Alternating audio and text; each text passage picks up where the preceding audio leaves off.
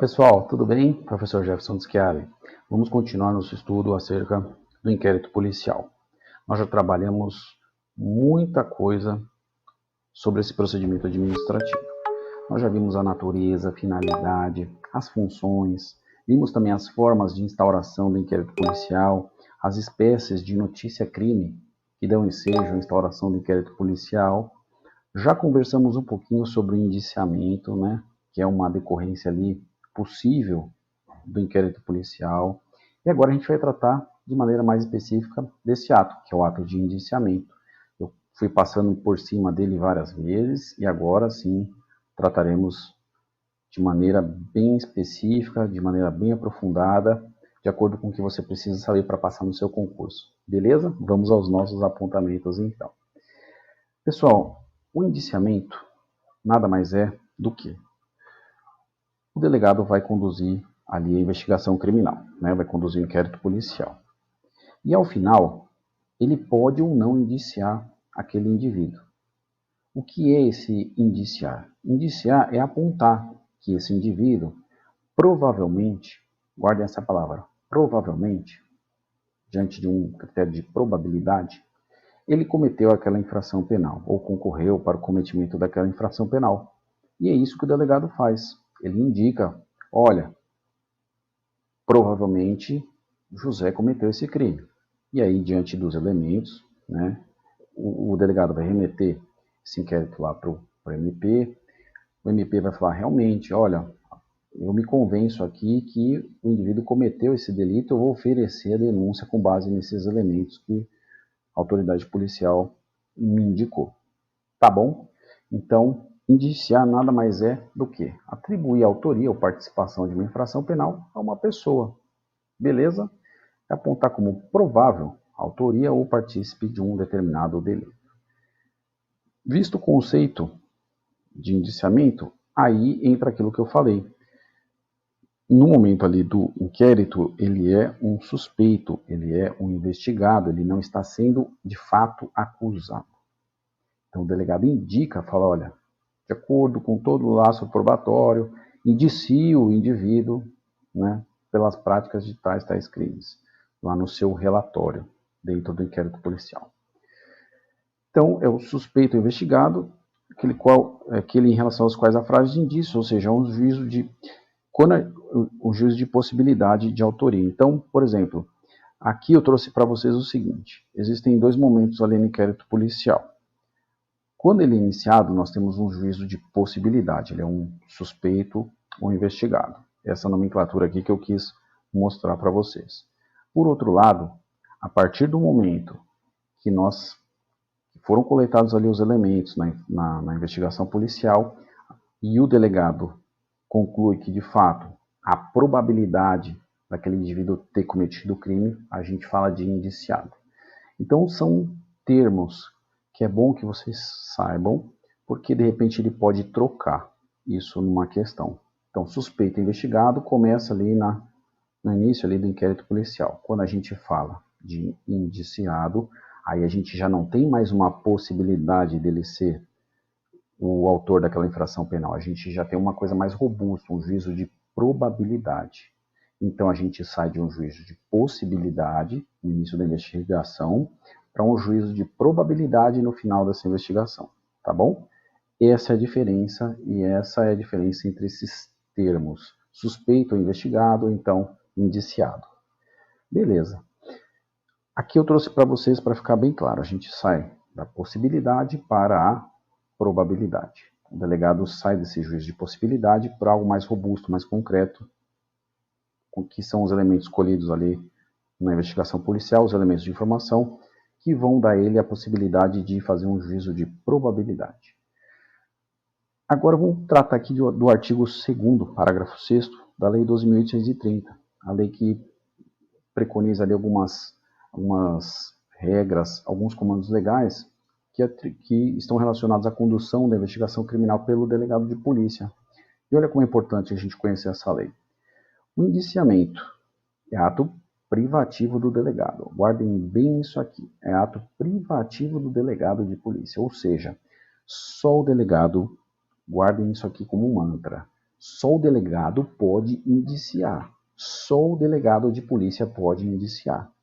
O indiciamento é ato privativo do delegado de polícia. Então, se na sua prova aparecer qualquer outra coisa diferente disso, vocês podem cravar lá que vai estar errado, tá? Essa é a regra geral quase que absoluta. Beleza?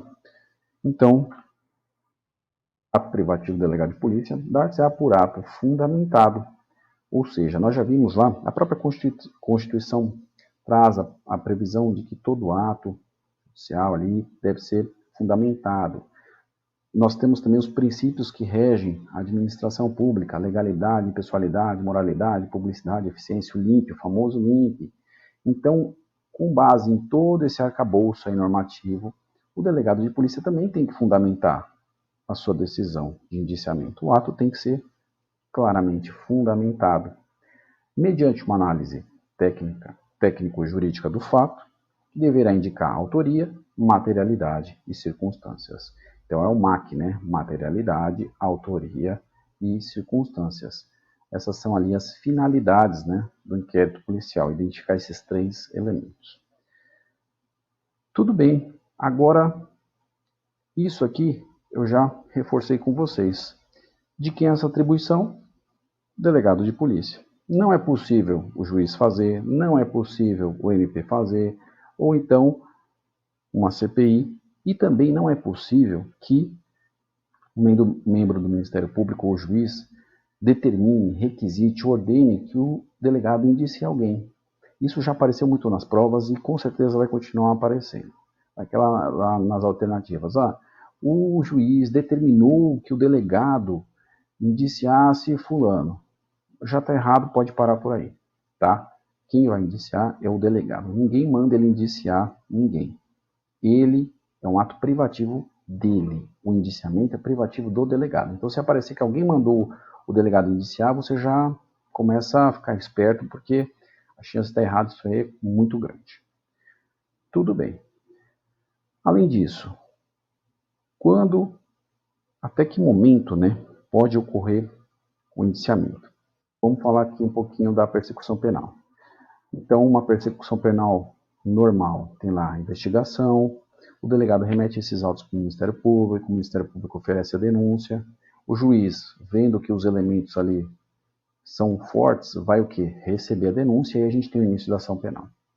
Então, o indiciamento, pessoal, ele tem um limite temporal ali, um limite dentro dessa persecução penal. Recebida a peça acusatória, que é a denúncia, já não é mais possível fazer o indiciamento. E qual o melhor momento ali para fazer o indiciamento? Ou no auto de prisão em flagrante, ou no relatório final do delegado de polícia, o relatório do inquérito, o relatório final do inquérito policial. Então, eu deixei bem claro aqui para vocês, recebida a peça acusatória, não mais será possível o indiciamento do investigado. É um ato próprio, tá, da fase investigatória, né, da persecução penal ali, do início da persecução penal conduzida pelo delegado de polícia. E o indiciamento, ele também produz alguns efeitos. Esses efeitos eu trouxe para vocês porque eles já apareceram em prova. E esses nomes difíceis aí, se aparecer na prova, às vezes pode te confundir, mas é tranquilo. Então ele tem 2 efeitos, o indiciamento. O primeiro é o endoprocessual. Endo é dentro, né? Então, guardem dessa forma para ficar mais tranquilo. Endo é dentro. Então representa a possibilidade de ser o indiciado autor do delito, considerado o antecedente lógico, mas não necessário para oferecer a denúncia da peça acusatória. Então, ele tem essa função endoprocessual ali dentro do procedimento que pode subsidiar a denúncia do promotor, do membro do Ministério Público. Então, ele tem esse efeito endoprocessual dentro ali da persecução penal.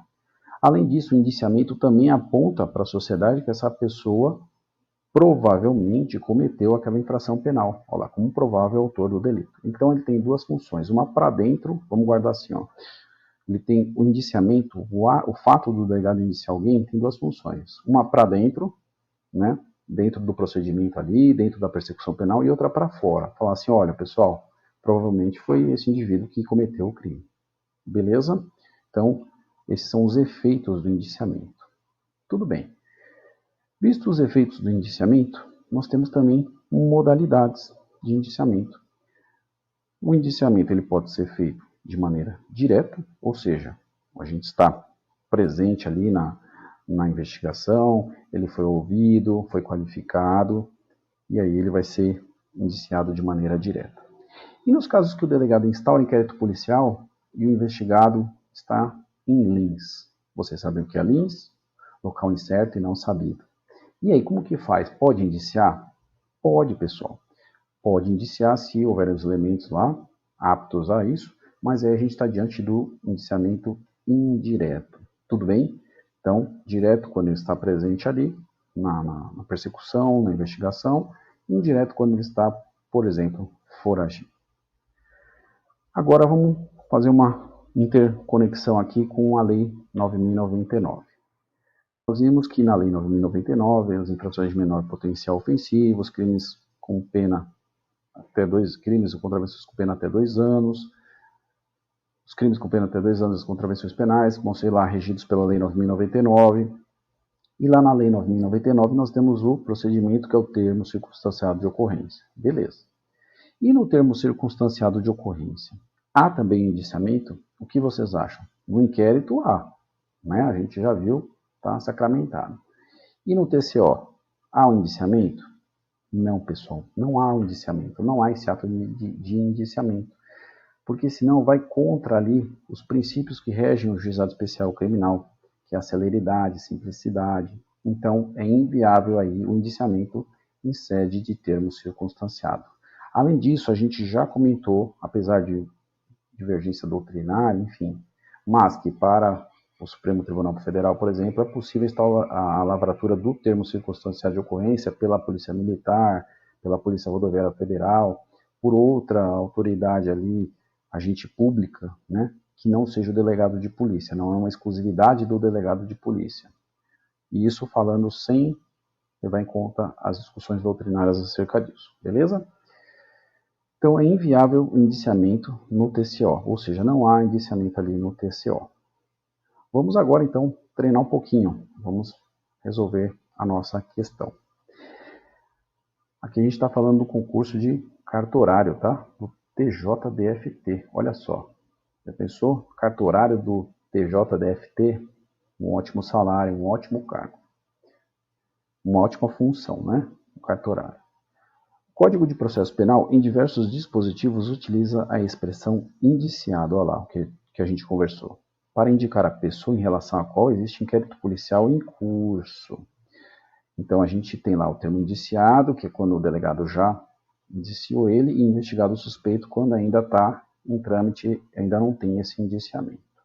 Assinale a opção correta acerca do indiciamento no âmbito do procedimento policial. Vamos lá, de acordo com o nosso estudo reverso que a gente já conversou. Quando ausente ou deficiente, o indiciamento vicia o inquérito policial e, consequentemente, contamina também o processo criminal. Vejam o seguinte, aqui se vocês não soubessem nada do indiciamento, vocês já lembrariam daquilo que a gente conversou. Os vícios decorrentes do inquérito policial não contaminam a ação penal, segundo o STJ. Então, guardem isso aí, tá bom? Então, dessa forma, se não contamina, então, se está ausente, não vai fazer diferença nenhuma. Então, não é essa a nossa alternativa. Letra A está incorreta. Poderá ser viabilizado após o recebimento da denúncia? A gente já viu que o marco é até o recebimento da denúncia, né? O indiciamento ele é privativo ali, ele é inerente à fase inicial, à fase investigatória. Então, a letra B também está incorreta. Não é possível após o recebimento da denúncia. Letra C. Vincula o ofendido ao oferecimento da queixa na hipótese de ação penal privada. Aqui a gente vai descer um grau aí no nosso conhecimento. Nós temos lá uma comunicação do crime de ação penal privada lá, e aí o delegado vai instaurar inquérito mediante a notícia do fato pela vítima. Beleza. Ele instaurou o inquérito, chegou à conclusão que aquele indivíduo é autor do crime, só que a vítima ela tem 6 meses para propor a queixa que vai dar início ali à ação penal, no caso da ação penal privada. Então, se a vítima desistir de propor a queixa, mesmo que haja ali iniciamento do inquérito para apurar um crime de ação penal privada, não vai vincular o ofendido. Ele pode ou não propor a queixa. Tudo bem? Então, esse item está incorreto. Muita gente confunde esse trâmite, né, da ação penal privada com a queixa, com a investigação, com o indiciamento. Então, são coisas distintas ali, são atos distintos. Letra D. Deverá ser formulado por autoridade policial quando requisitado pela MP. Deixei bem claro que até Deus pode requisitar, mas só o delegado de polícia é que vai indiciar. Ele não vai obedecer a requisição de ninguém. Ele que vai decidir se indicia ou não indicia, ou se desindicia também, como a gente vai ver. Tudo bem? E letra E. Poderá ser formalizado de forma indireta, ante a não localização do investigado. É esse aqui nosso gabarito. Letra E. Vamos continuar trabalhando alguns detalhes acerca do indiciamento. Esse ato privativo da autoridade policial, um ato que ele exerce aí com exclusividade, mediante análise técnico-jurídica. Vamos lá então aos nossos apontamentos? Continuando então, a gente vai ver agora o quê? Que o indiciamento, como a gente já trabalhou por algumas vezes durante o nosso curso, é um ato privativo do delegado de polícia que vai se dar por ato fundamentado, mediante análise técnico-jurídica do fato, que deverá indicar a autoria, a materialidade e as circunstâncias. Então, diante dos elementos que estão ali no inquérito policial, os elementos de informação, ele pode indiciar ou não a pessoa. Se houver elementos que indiquem que aquele indivíduo cometeu aquele fato, aí sim ele vai, convencido, né, diante de todos esses elementos, ele vai indiciar aquela pessoa, aquele investigado. Beleza?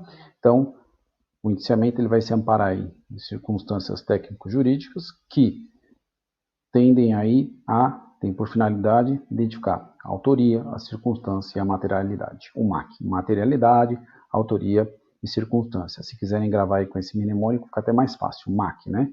Materialidade, autoria e circunstâncias. Beleza?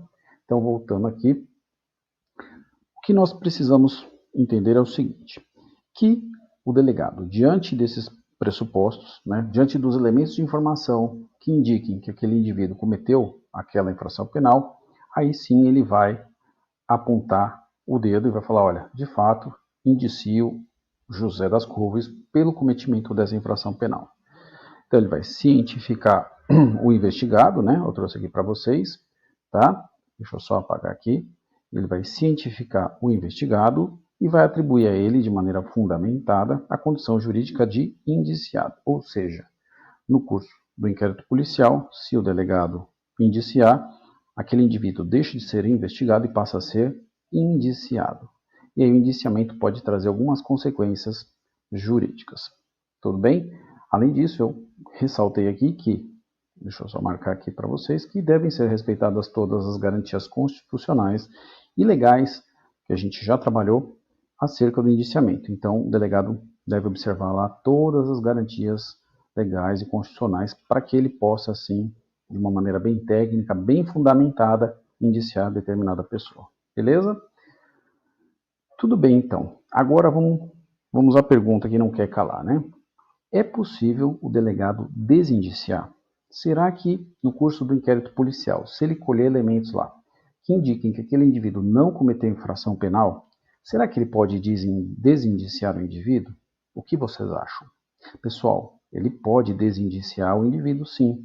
Se surgirem elementos ali no curso da investigação que demonstrem que aquele indivíduo, por exemplo, não estava presente, ou então as provas não foram tão robustas assim e ele não chega à conclusão que de fato o indivíduo cometeu aquela determinada infração, ele pode desindiciar.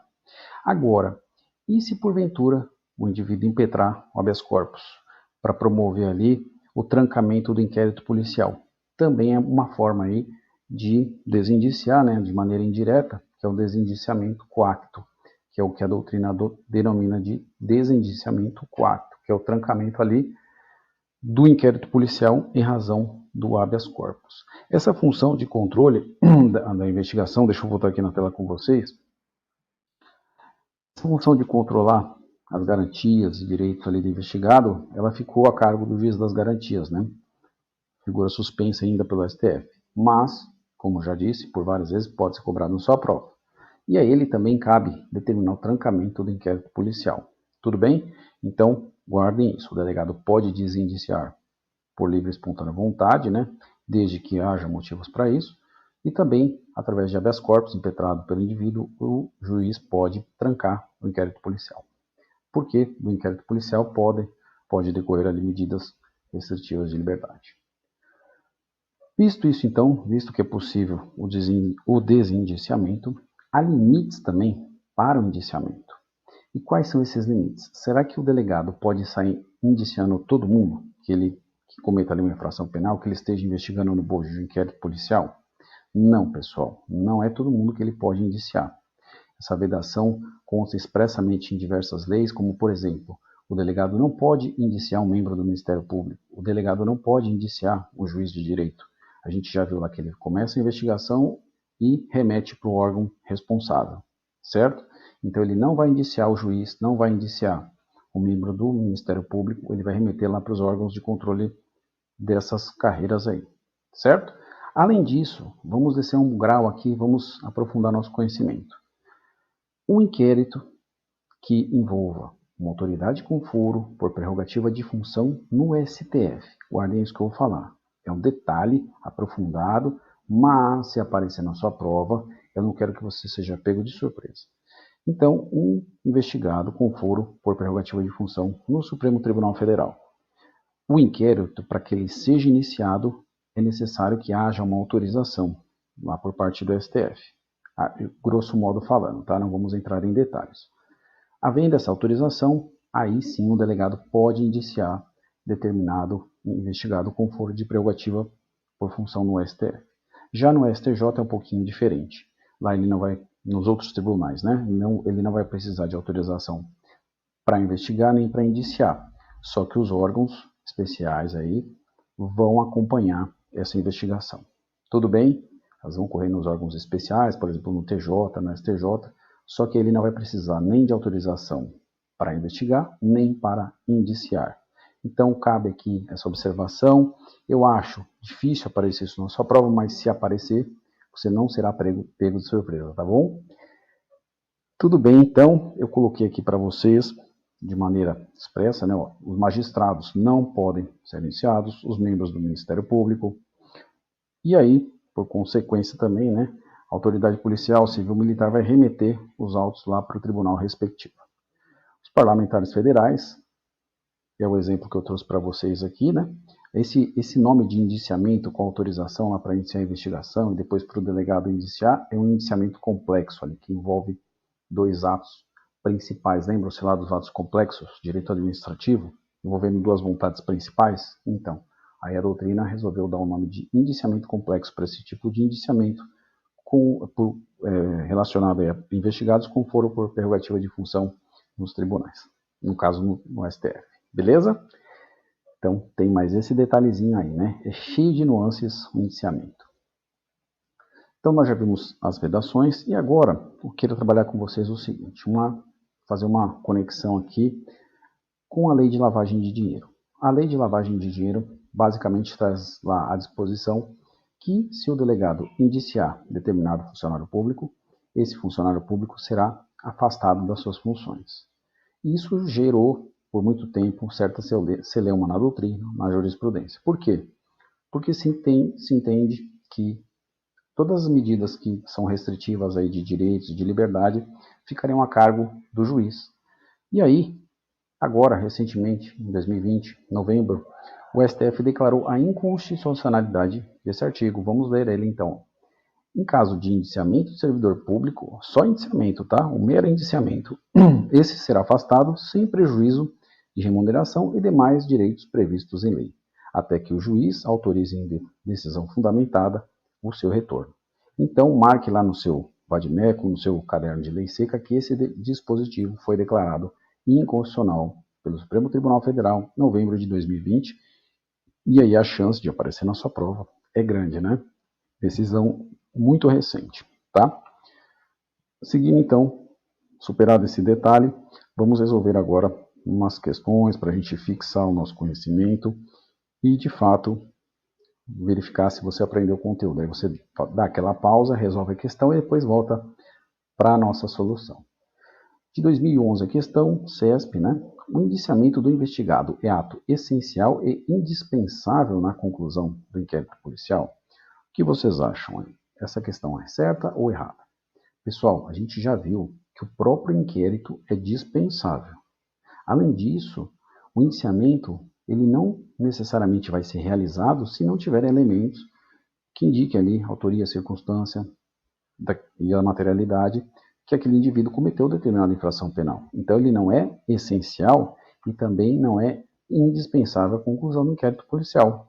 O delegado pode simplesmente concluir o inquérito policial dizendo que aqueles indivíduos ali, ou o indivíduo não cometeu aquela infração penal e remete lá para o Ministério Público. Então, o item aqui está incorreto. Beleza? Bem tranquila, né? Segunda questão. O indiciamento no inquérito policial, por ser uma indicação de culpa do agente, poderá ser anotado em atestado de antecedentes criminais. A partir do indiciamento, poderá ser divulgado o andamento das investigações com a identificação do provável autor do fato. Vejam o seguinte, será que o indiciamento vai, de fato, indicar a culpa de alguém?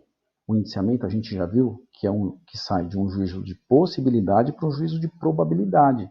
Agora, a culpa de fato mesmo vai ser apurada no transcurso da ação penal, com direito ao contraditório pleno, à ampla defesa, mais alargados lá na ação penal. Então, por ali você já mataria que a questão ela não está correta. Além disso, diz o seguinte, né? Poderá ser anotado em atestado de antecedentes criminais. Expressamente o CPP veda essa anotação, né, no atestado de antecedentes criminais, o mero indiciamento. Além disso, também, nós já vimos que o inquérito é sigiloso e que a autoridade vai resguardar o sigilo necessário do inquérito para a elucidação do fato. Então, se o delegado, porventura, divulgar que o andamento das investigações pode até caracterizar um crime da lei de abuso de autoridade. Portanto, aqui o item está incorreto, beleza? Então, o item está incorreto e eu trouxe aqui o dispositivo do Código de Processo Penal para a gente ver junto. Olha, a partir a autoridade, né, assegurará no inquérito o sigilo necessário à elucidação do fato, ou exigido pelo interesse da sociedade. Vejam, se de repente o delegado indicia uma pessoa por crime sexual, imagina se ele sai divulgando na imprensa que aquele indivíduo foi indiciado por estupro de vulnerável, por exemplo, o indivíduo estuprou uma criança. Só que não se sabe ainda se foi ele, mas no curso do inquérito ele foi indiciado. E aí o delegado sai espalhando isso na mídia e por aí vai. Já pensou o problema que isso pode causar se lá no curso da ação penal se concluir que não foi ele o autor da infração? Olha o problema que vai trazer na vida dessa pessoa, né? Então, isso é muito sensível. Além disso, nos atestados de antecedentes que lhe forem solicitados, a autoridade policial não poderá mencionar quaisquer anotações referentes à instauração de inquérito contra os requerentes. Então, portanto, o nosso item aqui está incorreto, beleza? Então, não vai ser anotado lá na certidão de antecedentes do indivíduo. Tranquilo? Vamos lá, essa questão aqui ela gerou bastante polêmica, é uma questão de 2015 da Polícia Civil do Distrito Federal. Vamos item a item, como a gente faz no estudo reverso lá que a gente já conversou. Então ele quer alternativa correta. Cabe ao promotor ou ao juiz, mediante requisição, determinar o indiciamento de alguém pela autoridade policial. Nós já vimos que o indiciamento é ato privativo do delegado de polícia. Então, ninguém pode requisitar para ele o indiciamento de um investigado. Ele vai ter que indiciar e não alguém requisitar isso. Portanto, o item está incorreto. A letra A está incorreta. Veda-se a vítima requerer ao delegado a realização de diligências na fase do inquérito policial. Pessoal, também está incorreto. Nós já vimos que a vítima pode requerer a realização de diligências, que serão desenvolvidas ou não a cargo da autoridade policial, a critério da autoridade policial. Porque uma das características do inquérito policial é o quê? A discricionalidade na condução daquele procedimento. com exceção ao corpo de delito, o exame de corpo de delito, que aí o delegado sim é obrigado a determinar o corpo de delito naquelas infrações que deixam vestígios. Tudo bem? Então o nosso item B aqui também está incorreto. Letra C. Cabe à autoridade policial decretar a prisão preventiva do indiciado. Pelo amor de Deus, né? O delegado não tem esse poder aqui de autoridade judicial. Isso aqui é submetido à reserva jurisdicional, ou seja, só o juiz pode determinar a prisão preventiva de alguém. Então o item está incorreto também. O delegado só pode representar pela prisão preventiva de alguém. O indiciamento é um ato discricionário da autoridade policial. Será que o indiciamento é discricionário? E aqui que mora a discussão aí nessa assertiva que deixou muita gente confusa. Vejam, o delegado vai colher os elementos de informação. Se porventura conclui-se ali que há elementos que o indivíduo cometeu aquele crime, um exemplo, uma filmagem onde o indivíduo saca arma de fogo, dispara na cabeça de outra pessoa o projétil e essa pessoa, a cabeça dela explode. Tudo isso gravado no vídeo. Há alguma dúvida que ele cometeu o homicídio? Não, né? Então, diante de uma certeza dessa, não há como o delegado pensar, deixa eu ver se eu vou indiciar ou não, com base em critérios de conveniência e oportunidade. Não, pessoal. Ele é obrigado a indiciar diante desse fato, diante desses elementos que estão ali na mão dele. Então, não é um ato discricionário. Tudo bem? Então, por isso que o item aqui está incorreto. Muita gente marcou esse item aqui porque confundiu com a discricionariedade na condução do inquérito policial. E não é isso. E por fim, só sobrou aqui a nossa letra correta, que é a letra E, né? Lá no artigo 6º, quando a autoridade policial tiver conhecimento da prática de infração penal, deverá averiguar a vida pregressa do indiciado, sob o ponto de vista individual, familiar e social, sua condição econômica, atitude, estado de ânimo antes e depois do crime e durante, além de quaisquer outros elementos que contribuírem para a apreciação do seu temperamento e do seu caráter. Letra de lei, esse é o nosso item correto. Beleza? Espero que vocês tenham gostado aí da resolução das questões e dessa parte da aula. Continuamos então. Um abraço, até logo.